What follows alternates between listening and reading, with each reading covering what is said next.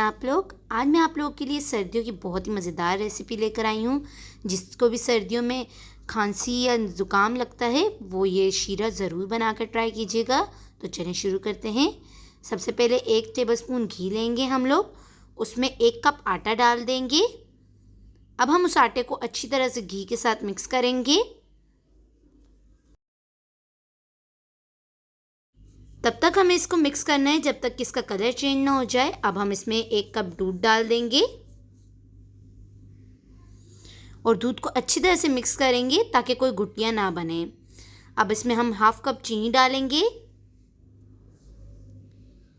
2 tablespoon खसखस डालेंगे और 2 टेबलस्पून बारीक पिसे हुए बादाम डालेंगे और इनको भी अच्छी तरह से इसके साथ मिक्स कर लेंगे। आपको ख्याल रखना है कि जब शीरे को दूध के साथ मिक्स करें तो इसमें लम्स नहीं रहने चाहिए।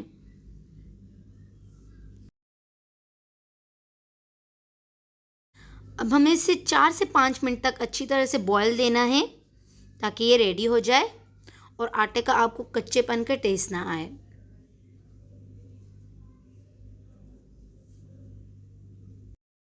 तो अब ये रेडी हो चुका है। अब इसे एक बाउल में डालकर अपने मज़ेदार शीरा एंजॉय करें।